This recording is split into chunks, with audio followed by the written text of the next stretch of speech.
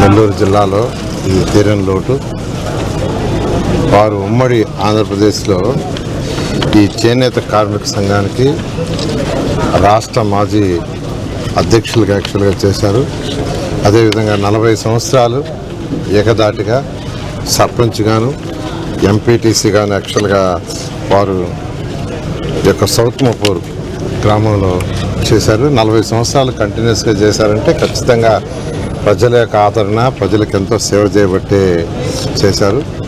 అటువంటి నాయకుడు ఈరోజు చనిపోవటం, ఆయనకి 94 సంవత్సరాలు. నిజంగా ఇదొక తీరని లోటు. అదేవిధంగా భూ పోరాటాలు అంటే పేదలు నిరుపేదలకి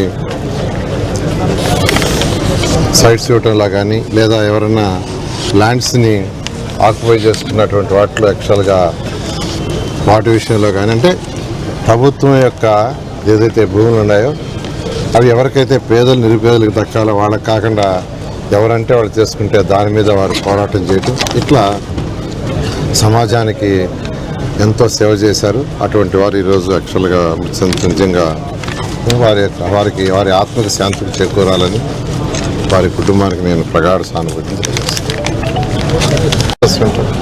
160-140 దాకా మెయింటైన్ చేయాలిగా సార్, ఇన్వైట్ చేస్తారండి.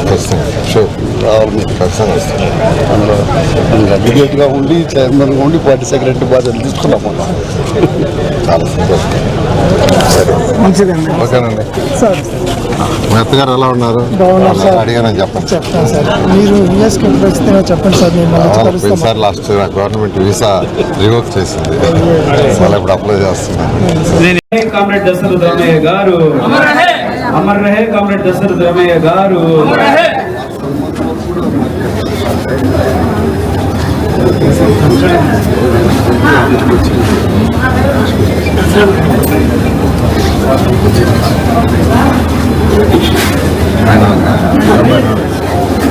కామ్రేడ్ దశరథ రామయ్య గారు అమర్ రహే. కామ్రేడ్ దశరథ రామయ్య గారు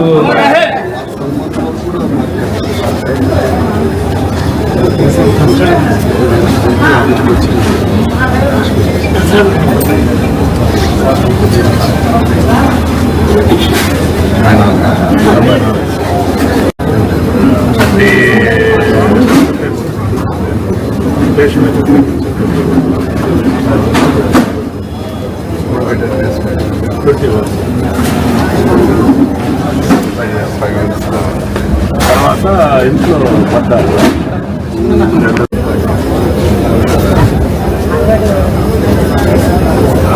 అది జరగకపోతే 11 కట్టేస్తుంది.